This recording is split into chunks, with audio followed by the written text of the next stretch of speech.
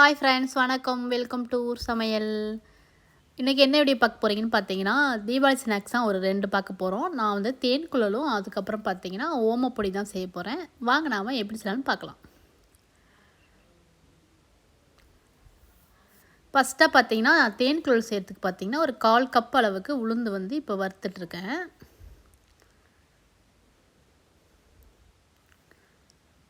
இதை பார்த்திங்கன்னா நல்லா பொன்னிறாகிற வரைக்கும் வறுத்துக்கலாம். இந்த மாதிரி உருட்டு உளுந்தாக எடுத்திங்கன்னா நல்லா டேஸ்ட்டாக இருக்கும் நம்ம தேன்குழல். இதை நம்ம நல்லா வறுத்துக்கலாம். நல்லா அந்த கலர்லாம் மாறி சூப்பராக வந்துடணும். ஆனால் வந்து ரொம்ப கலர் மாறிடக்கூடாது, டார்க் ஆகிடக்கூடாது, கொஞ்சம் அந்த பொன்னிறமாக வறுத்துக்கணும். இது நல்லா ஆற வச்சுட்டு நம்ம மிக்ஸி ஜாரில் போட்டு நல்லா நைஸாக அரைச்சிக்கலாம்.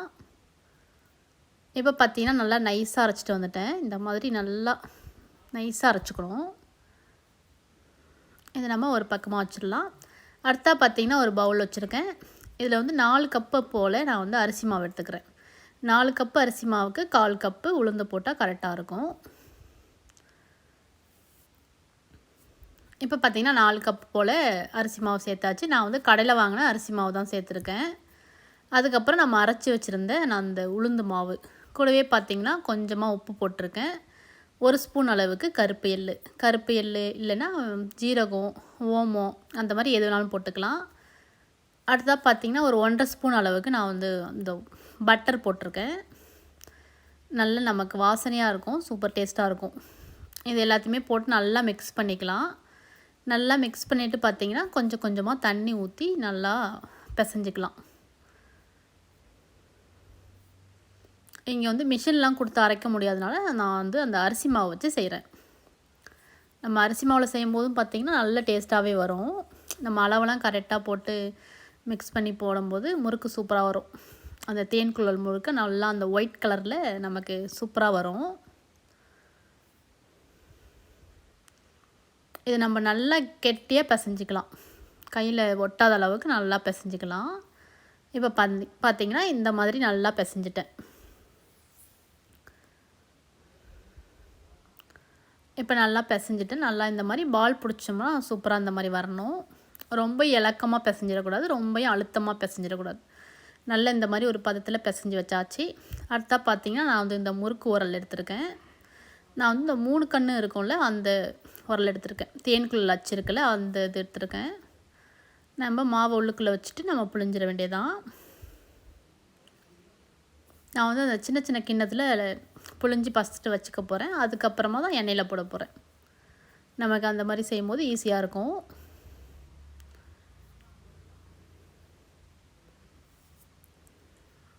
இந்த பிளேட்டில் பார்த்திங்கன்னா நான் வந்து கொஞ்சமாக வந்து எண்ணெய் தடவிருக்கேன். எண்ணெய் தடவிட்டு நம்ம கொஞ்சமாக அந்த மாதிரி புழிஞ்சிக்கலாம். கொஞ்சம் நான் வந்து சின்னதாகவும் இல்லாமல் பெருசாகவும் இல்லாமல் மீடியமாக புழிஞ்சிருக்கேன். இதே மாதிரி எல்லா கிண்ணத்துலேயும் நான் வந்து ரெடி பண்ணி வச்சுக்க போகிறேன். உங்களுக்கு இந்த கிண்ணத்தில் எண்ணெயில் போடுறதுக்கு பயமாக இருந்துச்சுன்னா நமக்கு அந்த ஜல்லிக்கரண்டி வச்சுருப்போம்ல அதில் கூட போடலாம். அப்போ உங்களுக்கு கையில் எண்ணெய்லாம் தெறிக்காமல் இருக்கும், பயம் இல்லாமல் இருக்கும். நான் வந்து இந்த மாதிரி சின்ன கரண்டி எடுத்திருக்கேன். இதில் கூட இந்த மாதிரி எண்ணெய் தடவிட்டு இந்த மாதிரி நம்ம புழிஞ்சு அழகாக அப்படியே எண்ணெயில் போடலாம். சரி, எனக்கு கொஞ்சம் பழகிட்டதுனால நான் அந்த கிண்ணத்துலேயே புழிஞ்சு போட்டுருவேன். அப்படியே இந்த மாதிரி நம்ம நல்லா எல்லாத்தையுமே எடுத்து விட்டுட்டு அடுத்தா பார்த்திங்கன்னா நான் வந்து நல்லா சூடாக்கி வச்சுருக்கேன். எண்ணெயே நல்லா சூடாக இருக்குது. இப்போ நம்ம ஒரு முறுக்காக உள்ளே சேர்த்துடலாம். அவ்வளோதான். கிண்ணத்தில் போட்டாலும் கொஞ்சம் பயம் இல்லாமல் கேர்ஃபுல்லாக போட்டால் தெறிக்காது அந்த எண்ணெய். இது பார்த்திங்கன்னா நல்லா கொஞ்சம் மீடியமாக அடுப்பை வச்சு நல்லா வேக வச்சுக்க போகிறோம். அந்த பபிள்ஸ்லாம் அடங்குற அளவுக்கு நல்லா வேக வச்சு எடுத்துக்கலாம். இந்த மாதிரி இப்போ பார்த்திங்கன்னா நல்லாவே ஓரளவுக்கு வெந்துருச்சு. நம்ம நல்லா மிக்ஸ் பண்ணி விட்டு வேக வச்சுக்கலாம். இது வெந்து முடித்தாலுமே பார்த்திங்கன்னா இந்த கலரில் தான் இருக்கும், நல்லா வெள்ளை கலரில் இருக்கும் இந்த முறுக்கு. அந்த தேன்குழல் கலரு சூப்பராக இருக்கும். டேஸ்ட்டும் பார்த்திங்கன்னா ரொம்ப நல்லாயிருக்கும். கண்டிப்பாக ட்ரை பண்ணுங்கள் தீபாவளிக்கு. இப்போ பார்த்திங்கன்னா வெந்துருச்சு, அந்த பபிள்ஸ்லாம் கூட அடங்கிடுச்சு. நான் வந்து ஒன்று ஒன்றா எடுத்து வச்சுக்க போகிறேன். அவ்வளோதான், நம்மளோட சூப்பரான டேஸ்ட்டான தேன்குழல் செம்மையாக ரெடி ஆகிடுச்சு. இதே மாதிரி எல்லா மாவையும் நான் புழிஞ்சு வச்சுக்க போகிறேன். அவ்வளோதான். நமக்கு பார்த்திங்கன்னா அரிசி மாவு வீட்டில் இருந்துச்சுன்னா டக்குன்னு செஞ்சிடலாம் நிமிஷத்தில். ரொம்ப ஈஸியாக செஞ்சிடலாம். நம்ம மிஷினுக்கெலாம் போய் அலைஞ்சி அதை மாவெல்லாம் அரைச்சி அந்த மாதிரிலாம் செய்ய தேவையில்ல. இந்த மாதிரி நம்ம வெளியூரில் இருக்கிறவங்களுக்குலாம் இது ரொம்பவே ஈஸியாக இருக்கும். கண்டிப்பாக ட்ரை பண்ணுங்கள். அடுத்தா வந்து நான் ஓமப்பொடி தான் செய்ய போகிறேன். அதுக்கு பார்த்திங்கன்னா ஒரு சின்ன பவுல் வச்சுருக்கேன். 2 கப் அளவுக்கு கடல மாவு. கூடவே பார்த்திங்கன்னா அந்த 2 கப்பு கடல மாவுக்கு 3 ஸ்பூன் போல் அரிசி மாவு போட்டுக்கலாம். இப்போ தேவையான அளவு உப்பு போட்டுக்கலாம். இப்போ பார்த்திங்கன்னா நான் வந்து 2 ஸ்பூன் போல் ஓமம் எடுத்து நல்லா ஊற வச்சுருந்தேன். சுடு தண்ணியில் போட்டு நல்லா ஊற வச்சு ரெடியாக வச்சுருக்கேன். இதை நம்ம நல்லா வடிகட்டிட்டு அந்த தண்ணியை ஊற்றி பிசைஞ்சிக்கலாம். அப்போ தான் நமக்கு அந்த ஓமப்பொடி வாசனை சூப்பராக இருக்கும். நல்லா அந்த ஓம வாசனை நல்லாயிருக்கும். இப்போ நல்லா மாவை நல்லா மிக்ஸ் பண்ணிவிட்டு நம்ம தண்ணி ஊற்றி அந்த ஓம தண்ணியை ஊற்றி கொஞ்சம் கொஞ்சமாக நல்லா பிசைஞ்சிக்கலாம். நான் இப்போ வந்து இந்த வாசனைக்காக கொஞ்சமாக பெருங்காயம் போடுறேன். இன்னும் கொஞ்சம் நல்ல வாசனையாக இருக்கும். நல்லா மிக்ஸ் பண்ணியாச்சு. இப்போ நம்ம அந்த தண்ணியை ஊற்றி நல்லா பிசைஞ்சிக்கலாம். நல்லா கொஞ்சம் கெட்டியாக பிசைஞ்சிக்கலாம்.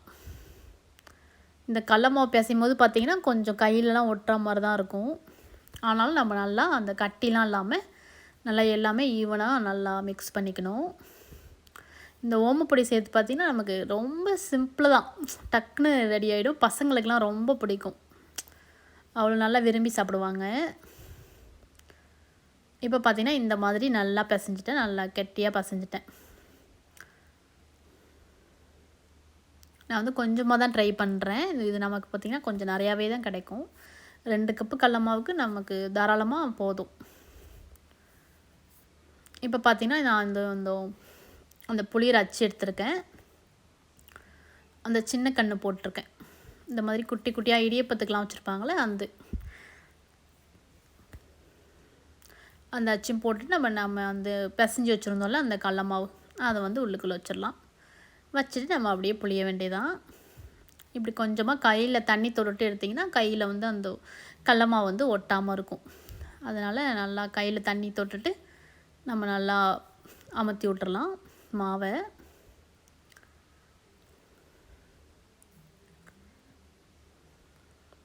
இப்போ மேலாப்பில் நல்லா மூடி விட்டுறலாம்.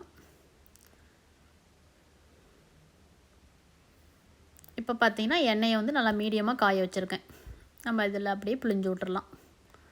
இது வந்து தட்டில் புழிஞ்சு அதுக்கப்புறம்லாம் போட வேண்டியதில்லை. அப்படியே டைரெக்டாகவே புழிஞ்சு விட்டுறலாம். இது ரொம்ப ஈஸி தான். ஏன்னா இது நம்ம சாப்பிடும்போது உடச்சி தான் சாப்பிடுவோம். அதனால் இப்படியே புழிஞ்சு விட்டு வேக வச்சுட்டு அதுக்கப்புறமா நம்ம உடச்சி வச்சுக்கலாம்.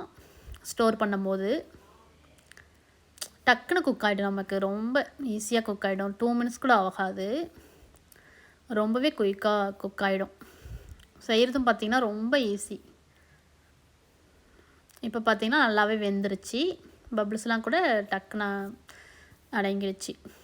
நம்ம இதை எடுத்துட வேண்டியதான்.